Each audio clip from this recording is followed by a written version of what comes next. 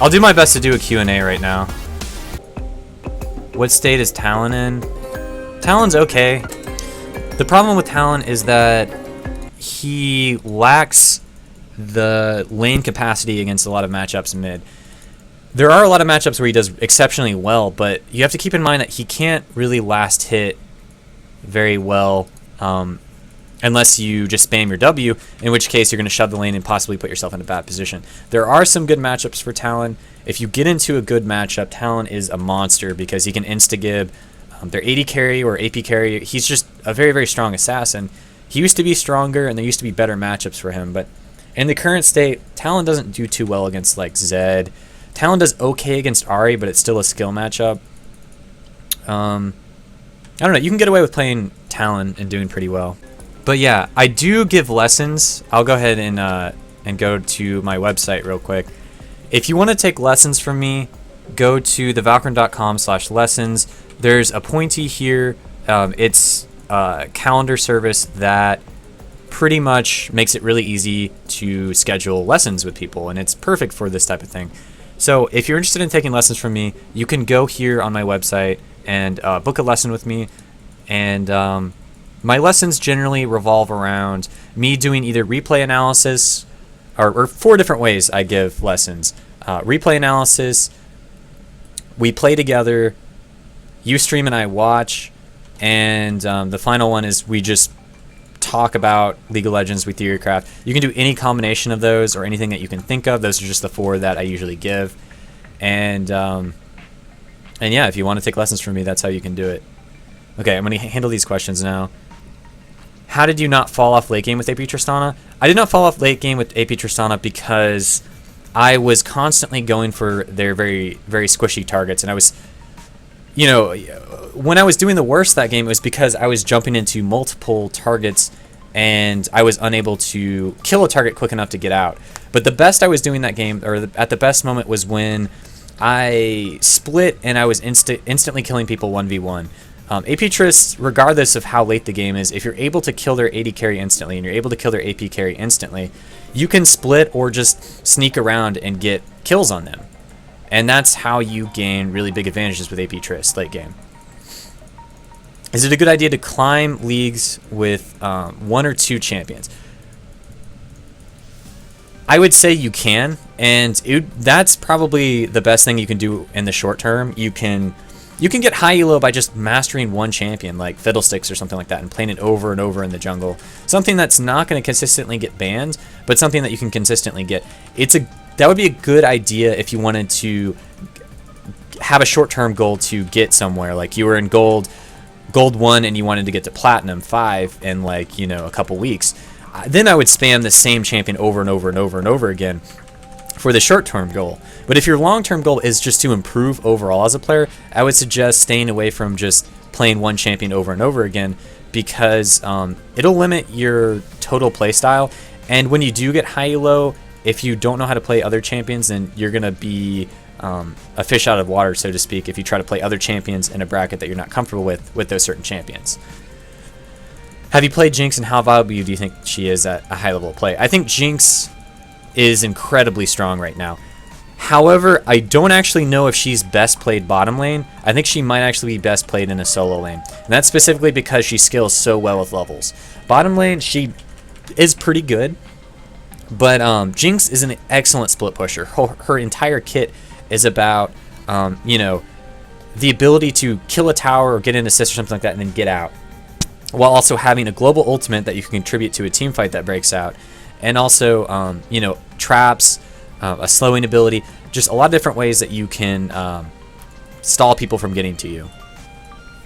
How do you feel about the new Olaf? I feel like the new Olaf is a step in the right direction, but I do not think that Olaf is in a good place right now. I think he's stronger than he was before, but he still suffers from the same thing that he had before, in the fact that, you know, in his current build, he's best built with AD. I mean, all of his abilities build, or all of his abilities scale really well with AD. So if you get a lot of AD with Olaf, your abilities are going to do a ton of damage, and it feels really nice. But the problem is you don't have a gap closer, and your survivability is removed when you hit your ultimate. When you use your ultimate, you lose all the passive MR and armor, and you get AD.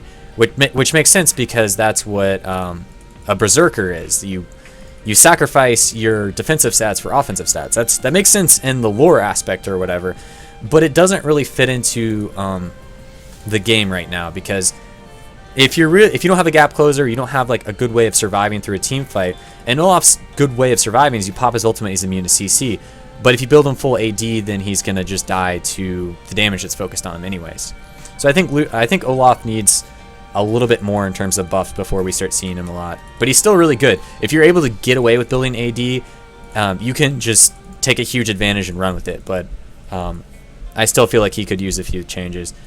I kind of answered what do I do during a lesson before. How do supports carry in low elo? By wards, win your lane. Those two things, those are probably two of the biggest things you can do. Are ward, so your teammates don't die. They still might die even if you ward, but wards will really help your team mid to late game. Also, win your lane. When I played support, I played a lot of aggressive supports like Blitzcrank, Thresh. Sona's even considered an aggressive support just because you win lane with the sustain. Support's all about getting your AD carry fed and protecting your AD carry. And if you do a good job of that, then you will win games. What's wrong with Lucian? High mana cost, low damage ratio on his abilities. His Q needs to be a skill shot, not a line shot. Right now it's too easy to dodge. His ultimate needs more damage on it. Yeah, if you can just, if a target stands still, if they stand still and they let you ult them, then it's going to do quite a bit of damage. But in all honesty, it's too difficult to use, and I don't know. It's better just to activate the ultimate, cancel it just for the double up or the double proc on his passive. Lucian's strength lies in Lucian's passive. You do 50% of your auto attack damage after you use an ability.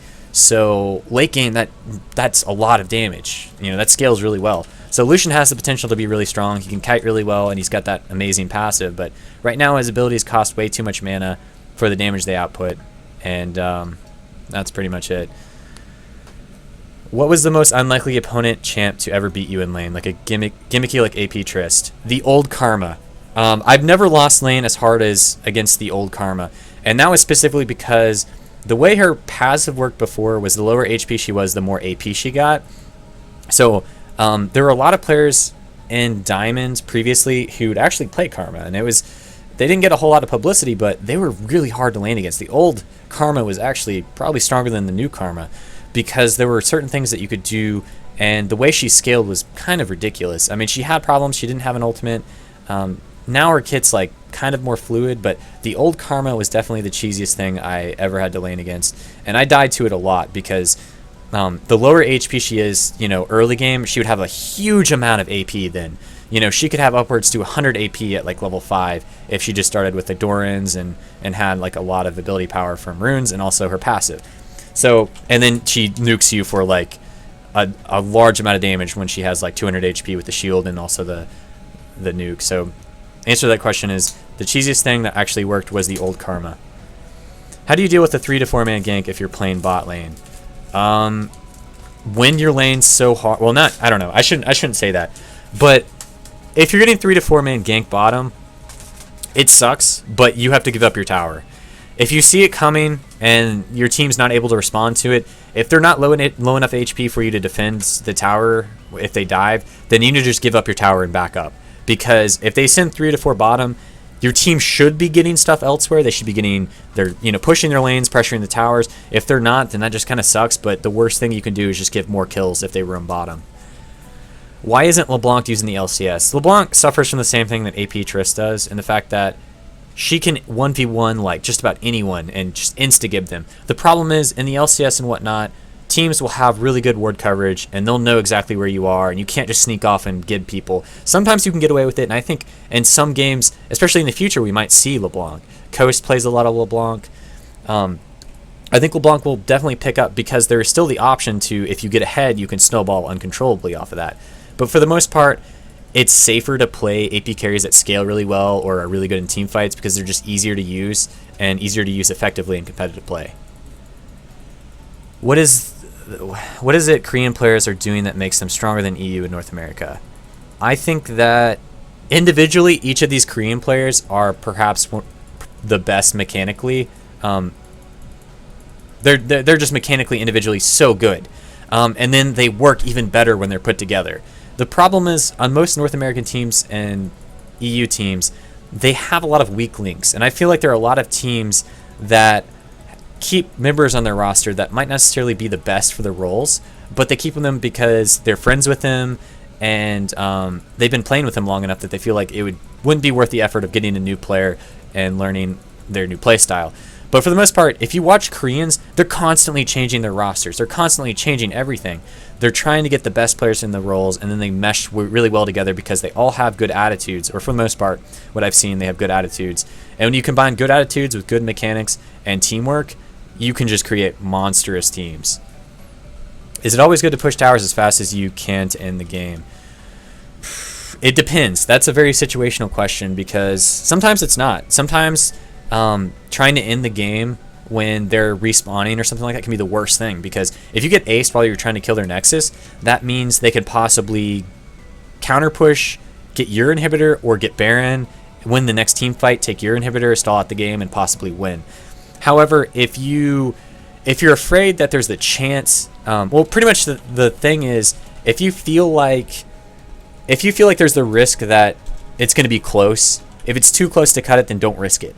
Always take the safe victory. Always do what you know you can do in terms of trying to end the game. You can try it. I mean, in my videos, I say you need to always test yourself, but if it's a situation where two of you are alive and two of them are about to respawn and you haven't finished their Nexus turrets yet and you're trying to finish the game, chances are they're going to come out with home guard and kill you and then counter push. So it's very situational, and it takes you testing it. Like, it takes you trying things and losing with it. And but I mean, the safest way to go about it, especially on the short-term goals that you're trying to obtain, just take inhibitors. I mean, if you think that you can end the game but you're uncertain, but you can get their inhibitor for sure, or another inhibitor, just get the inhibitor and play it safe and back, because you can guarantee the victory by taking all of their inhibitors. Usually, like 99% of the time, if you get 3 of the inhibitors, you can just get the next Baron and finish the game, but it's much safer that way. What's going on in my real life right now? I'm going to release something tomorrow that will give you guys more insight. It basically has to do with changes on what team I'm going to be on. I do not have a new team, but I can tell you right now that I am no longer on Cognitive Gaming. It was my decision to leave Cognitive Gaming. I felt like I wasn't performing as well as I should on support, and I also felt like I was much better on other roles. So I decided to step down from Cognitive Gaming. I'm still on good terms with them, but I just decided that I would have a better use of my time to practice other roles that I have more of a passion for, as well as continue to produce content and pretty much just continue on with what I'm doing, except that I'm no longer with Cognitive. Any tips on how to pick a support in solo queue, like pick one that works against your comp or against the opponents? I would say that for the most part, I pick for the lane matchup. Like, I try to pick for the lane matchup and also for overall team comp, but I think what's most important in solo queue is actually making sure that you have a safe laning phase and a laning phase that you can get out of. A lot of times, if you pick for the overall team composition and the enemy team composition, you'll end up in a bad matchup in your lane, and then you won't even make it to team fights, because you might lose lane and someone else might lose lane and just doesn't even get to team fights. The game just kind of ends during laning phase. More insight on runes and masteries.